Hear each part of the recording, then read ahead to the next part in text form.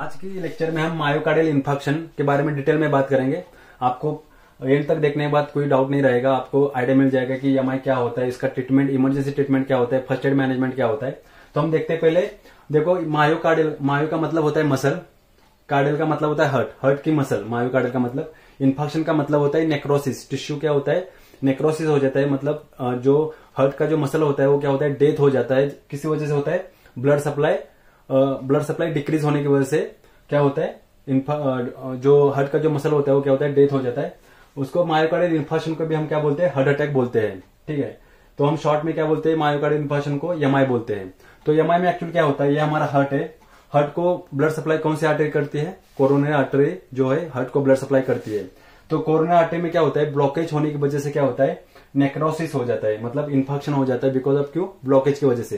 तो ब्लॉकेज किस वजह से हो सकता है, एक तो थ्रोम्बोसिस जो होता है, ब्लड क्लोट होने की वजह से भी हो सकता है, प्लस हम एथेरोस्क्लेरोसिस होता है। एथेरोस्क्लेरोसिस क्या होता है, हमारे बॉडी में जो लिपिड की वैल्यू अगर नॉर्मल रहने से बढ़ जाती है, जो लिपिड होता है, fat, cholesterol, triglyceride, LDL, VLDL, जो लिपिड वैल्यू मतलब लिपिड जो होता है नॉर्मल रहने से बढ़ जाता है, तो क्या होता है वो ब्लॉकेज कर सकता है हमारे आर्टरी में। तो जिसकी वजह से क्या होता है, उसको एथेरोस्क्लेरोसिस बोलता है, जो लिपिड बिल्डअप होता है आर्टरी में, तो जिसकी वजह से क्या होता है, ब्लॉकेज हो सकता है। तो देखो यहाँ पे ब्लॉकेज, यहाँ पे क्या हुआ, कंप्लीट ब्लॉकेज हो गया, जिसकी वजह से क्या होगा, आगे ब्लड सप्लाई नहीं आ रहा है। तो यहाँ का जो हार्ट का जो ब्लड सप्लाई जा रहा है इस आर्टरी से, तो ये क्या होगा, डेथ हो जाएगा, ये टिश्यू क्या हो जाएगा, डेथ हो जाएगा। यहाँ पे भी देखो, यहाँ पे भी ब्लॉकेज है, लेकिन कंप्लीट ब्लॉकेज नहीं है, थोड़ा ब्लड सप्लाई जा रहा है, लेकिन कंप्लीटली ब्लड फ्लो नहीं जा रहा है। तो उसमें क्या होगा, ब्लड सप्लाई डिक्रीज हो जा रहा है, जिसकी वजह से हार्ट का जो सेल है, टिश्यू है, उसको क्या होगा, ब्लड सप्लाई नहीं मिल पाएगा, जिसकी वजह से हमें क्या होता है, एमआई पेन हो जाता है।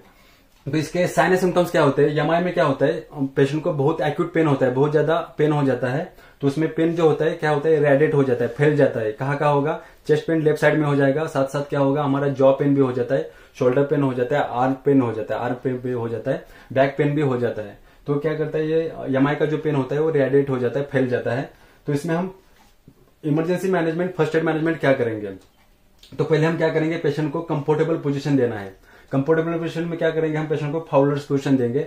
फाउलर्स पोजीशन का मतलब होता है कि पेशेंट को थोड़ा एलिवेट करके रखना है, हेड और बैक, जिसकी वजह से पेशेंट को क्या होगा, मतलब पेन थोड़ा बहुत रिलीव मिल सकता है और पेशेंट को सांस लेने में भी दिक्कत ना हो जाए। इसलिए क्या करना है, हम पेशेंट को कंफर्टेबल पोजीशन, फाउलर्स पोजीशन में रखना है। उसके बाद चेक वाइटल्स पैरामीटर, पेशेंट का पूरा वाइटल चेक करना है, temperature, pulse, respiration, BP, SpO2। अगर पेशेंट का SpO2 कम है तो पेशेंट को क्या करना है, हमें ऑक्सीजन देना है पेशेंट को। उसके बाद पेशेंट का ECG करना है। इसी में हमें पता चलेगा कि पेशेंट को एमआई है, मायोकार्डियल इन्फेक्शन एमआई है नहीं है, तो ECG से पता चल जाएगा। अगर हमारे पास ECG मशीन अवेलेबल भी नहीं है, तभी हम क्या करेंगे, पेशेंट को ट्रीटमेंट है तो देना है। तो क्या करेंगे, हम पेशेंट को ट्रीटमेंट क्या देंगे, टैबलेट एट्रोवेस्टिन देंगे। टैबलेट एट्रोवेस्टिन जो होता है वो 10 mg का भी आता है, 20 mg का भी आता है। अगर 20 mg का अपने पास है तो 4 टैबलेट देना है पेशेंट को। अगर 10 mg का है तो हम पेशेंट को कितना देंगे, 8 टैबलेट देंगे। तो एट्रोवेस्टिन क्या करता है, वो बैड कोलेस्ट्रॉल जो होता है हमारे बॉडी में, जो LDL हो गया, ट्राइग्लिसराइड हो गया, VLDL हो गया, तो उसको क्या करता है, कम कर देता है।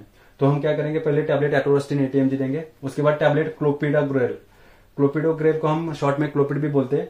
इसका जो एक टैबलेट आता है 75 mg का भी आता है, 150 mg का भी आता है। तो अगर 150 का है तो हम पेशेंट को 2 टैबलेट देंगे, अगर 75 का है तो 4 टैबलेट देंगे। तो क्लोपिड क्या करता है, क्लोपिड टैबलेट क्या करता है, ब्लड जो है क्लोट होने से रोक देता है, क्लोटिंग होने से क्या करता है, ब्लड जो क्लोट होने से रोक देता है। फिर उसके बाद क्या करेंगे, हम टैबलेट एस्प्रिन, एस्प्रिन क्या करता है, एस्प्रिन भी क्या आता है, 75 mg में आता है और 150 mg में भी आता है। अगर 150 mg है तो हम 2 देना है, 75 हो तो 4 टैबलेट देना है। ये भी क्या होता है, अपना खून को जो है, ब्लड को क्या करता है, पतला करता है, मतलब पतला करता है, वो क्लोट होने से रोक देता है। तो हम टैबलेट एस्प्रिन और क्लोपिड देंगे 300 mg। उसके बाद हम पेशेंट का उसके बाद देंगे आइसोसॉर्बिटेट डाइनाइट्रेट होता है। तो डाइनाइट्रेट जो होता है 5 mg का भी आता है, 10 mg का भी आता है, 20 mg का भी आता है। तो हमें कितना देना है, 5 mg देना है, सब लिंगुअल देना है, जिप के नीचे देना है, जिप के नीचे देना है। तो ऑटोमेटिक क्या होगा, वो एब्सॉर्ब हो जाएगा, बहुत जल्दी एब्सॉर्ब हो जाता है। तो इसको देने से पहले हम क्या करना है, पेशेंट का बीपी चेक करना है। अगर पेशेंट का बीपी, अगर सिस्टोलिक बीपी अगर 100 से कम है तो हमें क्या करना है, आइसोसॉर्बिटेट नहीं देना है। क्योंकि इसमें क्या होता है, जो आइसोसॉर्बिटेट टैबलेट होता है वो क्या करता है, ब्लड वेसल को क्या करता है, वाइड करता है, मतलब बड़ा कर देता है, जिसकी वजह से पेशेंट का पहले से बीपी डाउन है। अगर आप ब्लड वेसल और बड़ा हो जाएगा तो पेशेंट क्या होगा, ब्लड प्रेशर आउट गिर जाएगा, पेशेंट क्या चलेगा, पेशेंट शॉक में चला जाएगा। तो हम सॉर्बिटेट देने से पहले हम क्या करेंगे, पेशेंट का बीपी चेक करेंगे। उसके बाद क्या करना है, पेशेंट को अटैच कार्डियक मॉनिटर, पेशेंट को क्या करना है, कार्डियक मॉनिटर अटैच करना है, जिसकी वजह से हमें पता चल जाएगी पेशेंट का SpO2 क्या है, उसका पल्स क्या है, BP क्या है, हार्ट का रिदम क्या है। तो पेशेंट को अटैच कार्डियक मॉनिटर। उसके बाद क्या करना है, पेशेंट को क्या होता है, MI का पेन जो होता है बहुत ज्यादा पेन हो जाता है, इसलिए हम क्या करते हैं, इंजेक्शन मॉर्फिन देते हैं पेशेंट को। तो इंजेक्शन मॉर्फिन जो होता है वो 1 ml इक्वल टू 10 mg का भी आता है, 15 mg का भी आता है। उसको हम IV या IM देते हैं। तो इसको हम क्या करते हैं, MI में क्या करते हैं, बिल्कुल स्लोली देना है पेशेंट को, IV देना है, कम से कम 4 से 5 मिनट तक पेशेंट को IV देना है। तो हम देखो, अगर फॉर एग्जांपल अगर 15 mg का अगर हमारे पास एम्प्यूल है मॉर्फिन का, तो उसमें क्या करेंगे, हम 9 ml नॉर्मल सलाइन जो है उसमें डिजोल्व करेंगे। तो total 1 ml morphine injection plus 9 ml normal saline, total हमारे पास हो जाएगा 10 ml हो जाएगा। 10 ml इज इक्वल टू कितना हो जाएगा, 15 mg हो जाएगा। 10 ml इज इक्वल टू, तो 1 ml इज इक्वल टू कितना हो जाएगा, 1.5 mg हो जाएगा।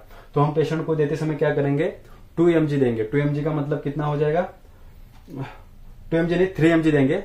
3 mg का मतलब होता है 2 ml। तो 2 ml हम क्या करेंगे, पेशेंट को IV देना है, बिल्कुल स्लोली देना है, 4 से 5 मिनट तक देना है। तो जब इंजेक्शन मॉर्फिन देना है तो हम क्या करेंगे, डॉक्टर साहब के सुपरविजन थ्रू देना है, क्योंकि इसमें क्या होता है, मॉर्फिन जो होता है डायरेक्ट हमारा जो सेंट्रल नर्वस सिस्टम होता है उसके ऊपर अटैक करता है, तो जिसकी वजह से पेशेंट कोमा में भी जा सकता है और पेशेंट को क्या होगा, ब्रीदिंग प्रॉब्लम भी हो सकती है। तो इसके लिए क्या करना है, पेशेंट जब भी हम इंजेक्शन मॉर्फिन देते हैं तब क्या करना है, सुपरविजन थ्रू देना है। बाकी अगर बाकी आप टैबलेट एटोरास्टिन, क्लोपिड, एस्पिरिन टैबलेट दे सकते हो। उसके बाद अगर इस वीडियो में अगर आपको कुछ डाउट है तो मुझे कमेंट करके बता दीजिए। धन्यवाद।